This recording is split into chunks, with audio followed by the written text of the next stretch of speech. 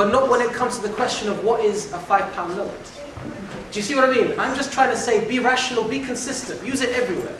And if you're not going to use it everywhere, you open yourself up to the counter question, why are you being inconsistent? But when scientists do it correctly, and let's face it, there are many people who believe in a creator and are scientists. It's not about... That's 4. Okay. You want to quickly comment on that? Yeah.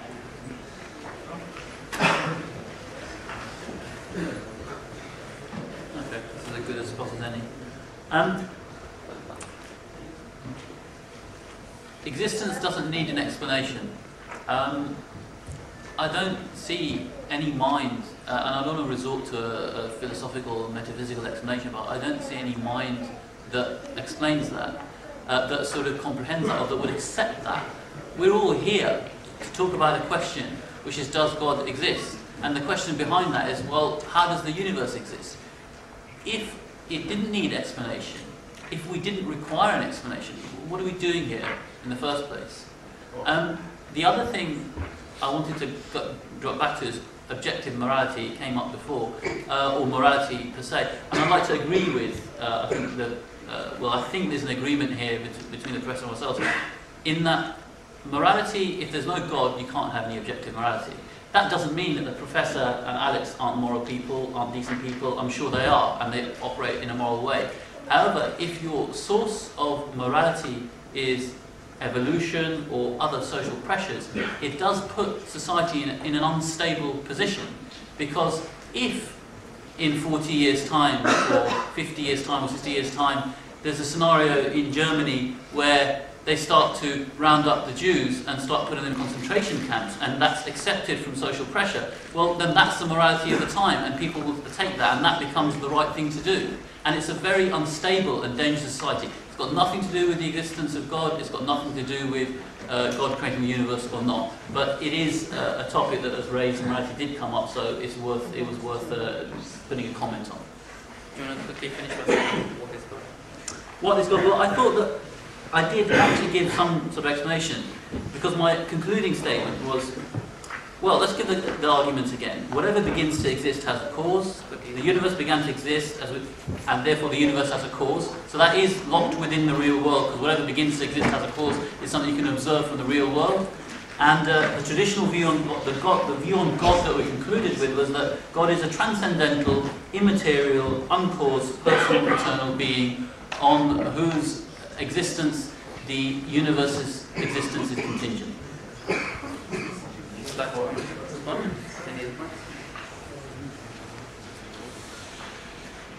Well, I mean, I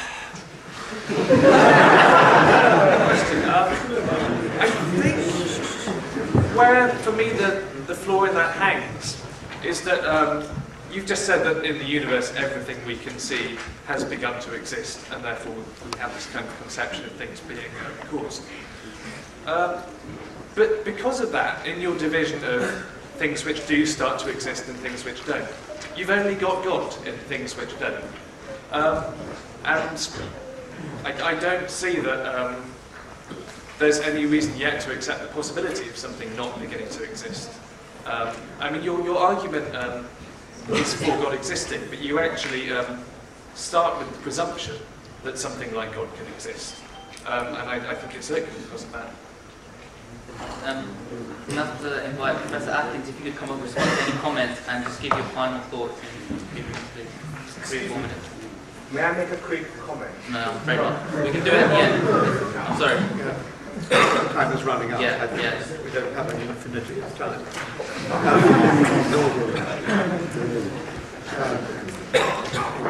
When I listen to the arguments from the other side, such as they are, I'm reminded of what might be the Indian argument for the existence of the universe, which, as far as I understand it, is the negation of non-being. Now, if you're satisfied with that sort of argument, then I think you might well align yourself with the other side. What I'm inviting you to do is to say, let's respect the power of human comprehension. Let us say, okay, religion was useful at a time when people were groping for understanding. And so it was natural to invoke a god. And this was a kind of peasant's interpretation of the existence of the world, which of course has been sophisticated into the great religions of the world. Doesn't mean to say it's true, of course. What I'm asking you to consider is whether one should respect the power of the human brain for winkling out true understanding through taking into account everything, stuff that we know. Going back to your remark over there, science is the apotheosis of considering all the evidence collectively. Science is a reticulation of ideas that flow from many sources, from biology, geology, physics, chemistry, wherever. And real scientists take into account the whole corpus of information that the scientific method brings to bear in order to illuminate a particular question. Scientists are revolutionaries. Scientists are not just revolutionaries, they are cautious revolutionaries. Science proceeds by the building of bridgeheads, and which reach out into regions of ignorance. And once the bridgehead is secure, more building goes on, and people gradually build in an understandable, reliable way towards true understanding. That great prize, the understanding of the origin of the universe, is still not in our grasp, but it is something that scientists are reliably, cautiously, imaginatively moving towards. And I think you should say, okay, there's really no evidence for God, it's a useful hypothesis. Give the scientists a chance and see what the power of the collective human brain can actually elucidate. You will find, I'm sure, at the end of that endeavour, the absence of God. Thank you.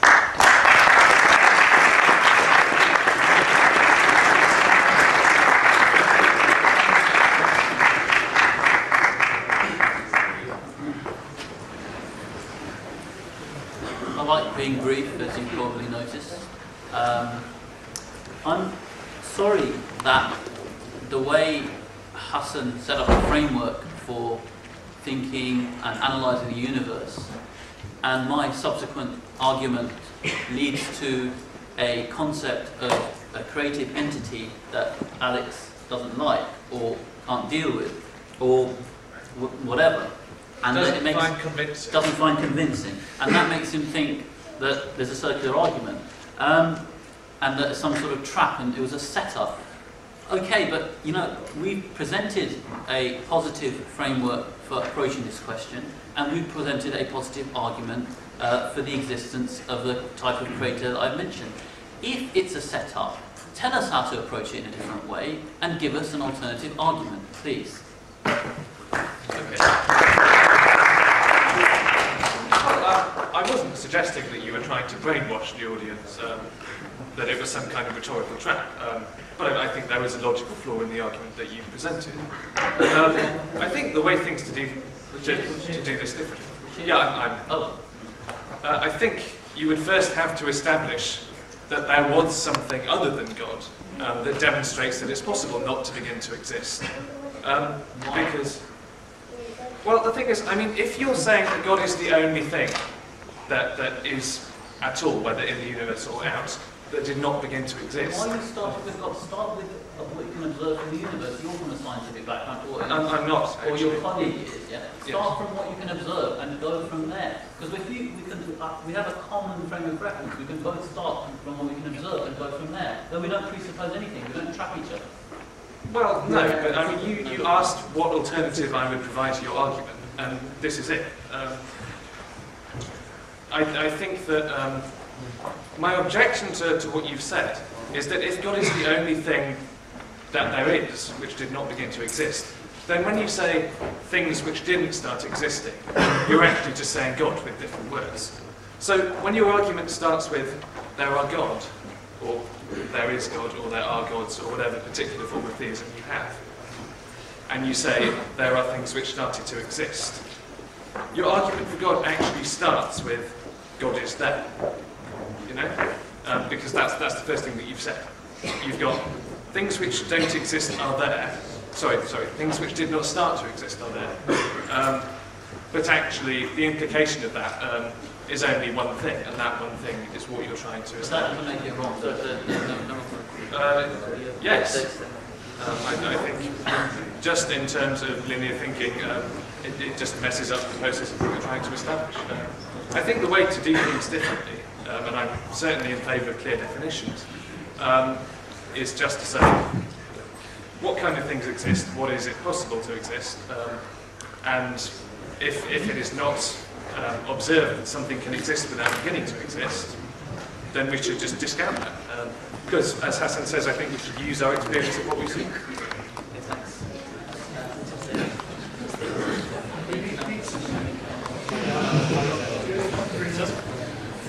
Okay. Everyone, I'm foregoing the need for final thoughts because this has been a great event, but I would like to get a round of applause for Imperial College Junior Philosophy Society. They work damn hard.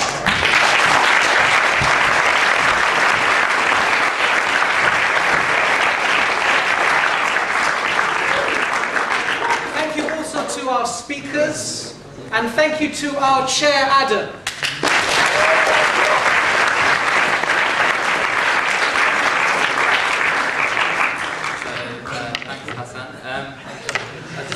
Before everyone leaves, just got a few announcements. Firstly, Charity Week starts from the 25th of October, so we do encourage everyone to join the Facebook group and everyone to get involved. For tickets for the Charity Week event, you need to see this guy here with his hand up, Omar. Secondly, there is an event on Thursday, Freedom of Speech, which is going to be held by the Interfaith Society in the Sir Alexander Fleming building. But one more point, but before that, I would just like to say how privileged and honoured we at Imperial College are for both of the speakers making an effort to come down and put forward their views. So once again, I'd like to give a round of applause.